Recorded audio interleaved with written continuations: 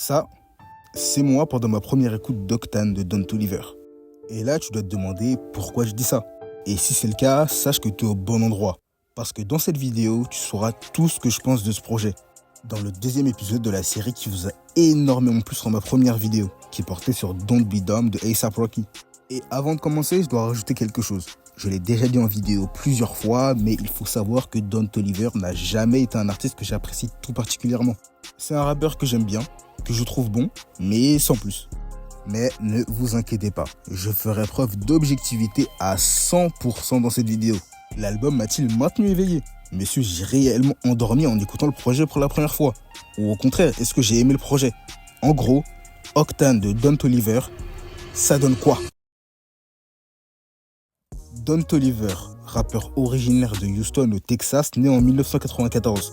Don Toliver est depuis quelques années l'un des artistes de rap les plus prisés en collaboration, grâce à sa voix juste incroyable. Il commence la musique encore très jeune grâce à des influences diverses comme Michael Jackson, Stevie Wonder, N.E.R.D. ou encore Musiq Soulchild. Il commence la musique à seulement 16 ans en 2010 et enregistre littéralement ses premiers morceaux avec la webcam de sa PlayStation. Et comparé à d'autres artistes, Don Toliver il a un atout et un avantage sur tous les rappeurs de sa génération. Don, il a une voix incroyable. Avoir une aussi belle voix, ça te permet d'être ultra versatile dans tes sons et de pouvoir enchaîner des flows rap avec des phases plus chantées et chill. Un peu à la star d'un Young Thug en 2016 sur ses projets Beautiful Thug Girl ou encore Jeffery. Il commence sérieusement la musique avec son AV Young Josh 93 sous le nom de Playa Familia. Et je vous le dis en toute honnêteté, Don était déjà super fort. C'est-à-dire que si on compare ses premiers sons à celui d'autres artistes, c'est littéralement bien plus quali et bien plus maîtrisé.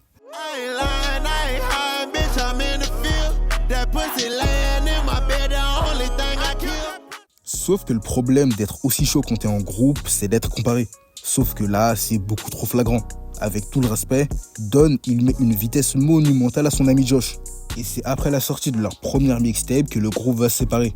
Heureusement en bon terme, et ils vont tous les deux se lancer dans une carrière solo. Et enfin, en 2017, Don Toliver va faire de plus en plus de bruit, notamment grâce à son excellent morceau Diva.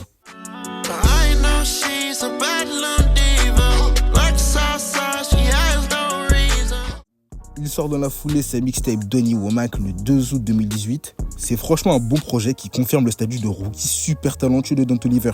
Mais c'est le lendemain que sa vie a vraiment changé. Vous connaissez tous Travis Scott, auteur de classiques comme Rodeo et l'un des rappeurs les plus populaires des 10 dernières années. Sortait son album Astroworld le 3 août 2018. Un projet qui est probablement l'un de ses moins bons, mais aussi l'un de ses plus surcotés, bien qu'il reste très quali. Et Travis Scott a la particularité de cacher les feats de son projet. Donc t'enchaînes très bon son sur très bon son.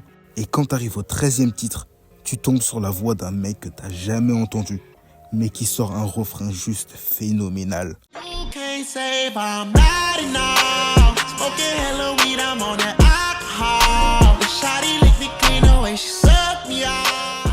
Et là, on s'est tous posé la même question. C'est qui ce mec ? Et bah, c'est Don Toliver.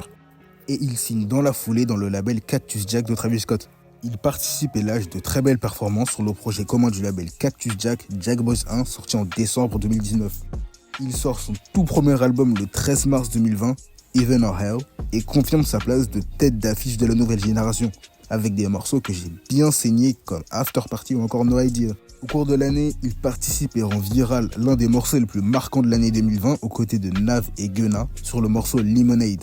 Mais la dernière porte qui lui était encore fermée va s'ouvrir le 29 août 2021 quand l'album Donda de Kanye West sort. Aux côtés de Kanye West lui-même et du monstre de la mélodie Kid Cudi, Don Toliver sort une performance fantastique sur le morceau Moon.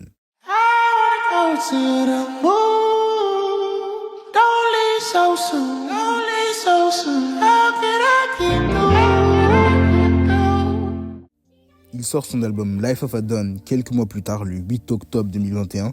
Et cette fois-ci, c'est un projet bon, mais sans plus. Il n'y a pas de son qui m'a réellement marqué comme sur Heaven or Hell, et ça reste un projet solide. Mais c'est aussi un album où il va réussir à se diversifier. Du R&B, de la trap, il essaie vraiment de mélanger toutes ses influences pour créer un album structuré. Il sort son album Love Sick le 24 février 2023, qui est peut-être le pire album des trois, même si le projet contient No Pole, qui est probablement mon morceau préféré de Don Toliver. Et là, j'ai besoin de marquer une pause pour parler de mon avis sur Don Toliver. Malgré son talent indéniable, Don Toliver a toujours été un artiste que j'apprécie mais sans plus. Je le considère comme un rappeur de fond. C'est un rappeur que je mettrai en soirée pour mettre tout le monde d'accord, mais j'irai pas sauter sur toutes ses sorties récentes. Et ça, on peut le voir en comparant mes morceaux likés avec d'autres artistes qui ne font même pas partie de mon top 10. Ken Carson, 84 titres likés. NBA Youngboy, 52 titres likés. Homicide Gang, 37 titres likés. Yeat, 60...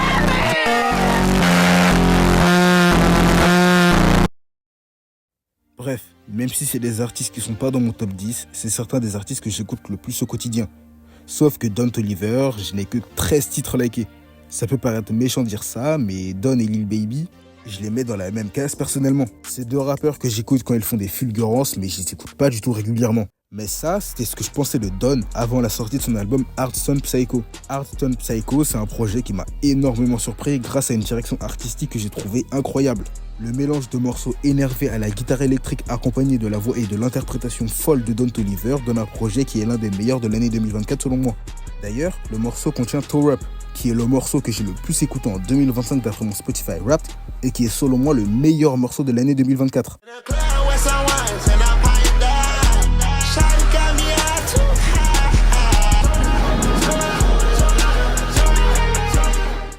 Et après ce projet, je me suis rapidement dit, ok, Don, là t'as fait très très fort, sors-nous ton prochain album.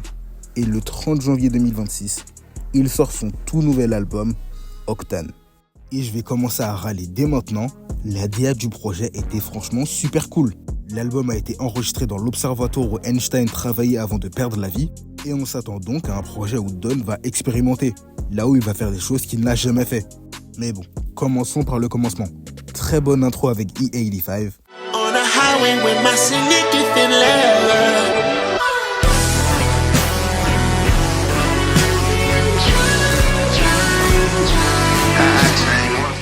Une très bonne intro et je le dis, si le projet ressemblait à l'intro, le projet aurait été incroyable. Sauf que il a pas fait ça. Il enchaîne juste après avec le morceau Body. Le son d'après, c'est Rendez-vous en feat avec Yeat. Et s'il vous plaît, dites-moi que j'étais pas le seul débile qui pensait que c'était mon Spotify qui avait fait un bug et qui avait traduit le nom du morceau tout seul. Je suis pas le seul, hein. Mais une collaboration avec Yeat, c'est pas du tout quelque chose d'étonnant, étant donné que ça fait quelques mois que Yeat et Don Toliver font énormément de collaborations tous les deux. Au point même où ils ont performé lors du festival Summer Smash 2025 ensemble à Chicago. Ils avaient aussi teasé un projet commun qui sera finalement annulé. Mais très bonne performance de Yeat qui est probablement l'un des meilleurs rappeurs du monde actuellement. Niveau feat, c'est très sobre avec Yeat sur le morceau Rendez-vous, Travis Scott son mentor de toujours sur le morceau Rosary, Sa Baby sur le morceau K9, le très sous-côté Tizo Touchdown sur le morceau The Sign et Rema sur le morceau Second Hand. Et ça pour moi c'est un gros point négatif. Les feats sont cool oui, mais c'est pas du tout étonnant. Personne n'est surpris en entendant un feat entre Don Toliver et Tizo Touchdown. Et lors de ma première écoute, son après son, je vous jure que c'est pas une blague. Entre les morceaux All the Sign et Excavator, donc 5 morceaux tout de même, je vous jure que je me suis endormi en écoutant les sons. Et le pire, c'est que je ne suis pas du tout une personne qui s'endort facilement. Et en plus, j'avais super bien dormi. Et le pire de chez pire, c'est que j'étais assis avec mon casque sur mon ordinateur en train d'écrire ma vidéo sur Playboy Carty. Je vous jure qu'il y a zéro mensonge dans cette histoire. Je me suis endormi sur mon ordinateur et on a dû me réveiller. Je critique souvent les albums en disant qu'ils sont soporifiques. Mais là, il est réellement soporifique. L'album m'a vraiment endormi tellement il est ennuyeux. Et cette histoire va me permettre de rapidement conclure étant donné que j'ai un avis très simple. Don Toliver est bon mais il ne sait pas faire d'album. C'est-à-dire qu'en termes de single, Don Toliver il est monstrueux. Mais que quand il faut sortir un album complet, ça finit toujours par devenir super ennuyeux. Octane avait un énorme potentiel sur sa DA d'expérimentation, et surtout avec une intro qui est super cool. Si tout l'album était dans le même style que l'intro, ça aurait été superbe. Le meilleur morceau du projet, selon moi, c'est clairement Gemstone, qui a une super prod et qui m'a littéralement réveillé du profond ennui que l'album avait mis en moi.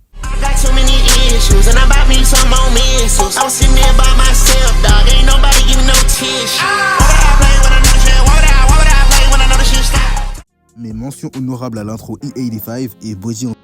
Le pire morceau du projet, c'est pour moi Tuition, qui est vraiment un morceau pas du tout surprenant. Je pense que si j'avais demandé à ChatGPT de me créer un morceau de Don Toliver, il m'aurait sans aucun doute fait le morceau Tuition. Et pour la note, Octane, c'est un 6 sur 10. La note peut paraître basse, mais je suis désolé, ce projet il m'a fait le même effet qu'un Apocalypse de Gazo. On m'annonce une dinguerie dans la DA de l'album, mais je me retrouve avec un album qui n'a rien à voir avec ce qu'il promettait. On m'avait promis de l'expérimentation, et là je me retrouve avec un album classique et soporifique. Rien de surprenant venant de Don Toliver, bien qu'il soit ultra talentueux. Si les morceaux avaient été postés de manière singulière, j'aurais rien dit. Mais dans un projet entier, c'est vraiment super ennuyant. En gros, le projet n'est pas horrible. Il est juste super ennuyant et totalement prévisible. Merci à tous d'avoir regardé cette vidéo review et le deuxième épisode de Ça donne quoi. J'espère que cet épisode vous aura plu, peut-être même plus que le premier. Ce Ça donne quoi numéro 2 était normalement voué à Kanye West pour son album Bully, mais comme vous le savez, il nous a encore pissé dessus. Donc j'ai quand même voulu sortir une vidéo et je le fais sur Don Toliver. Et sachez que j'avais une énorme flemme d'écouter et surtout de faire une review de cet album. Mais merci d'avoir regardé cette vidéo jusqu'à la fin. J'espère qu'elle vous aura plu. Si celle vous a plu, s'il vous plaît, mettez un like et un abonnement. Ça m'aide énormément pour le référencement. Et venez me suivre sur Twitter et Instagram. Les informations sont en description. Et surtout, si vous avez kiffé cette vidéo, allez voir mes anciennes vidéos.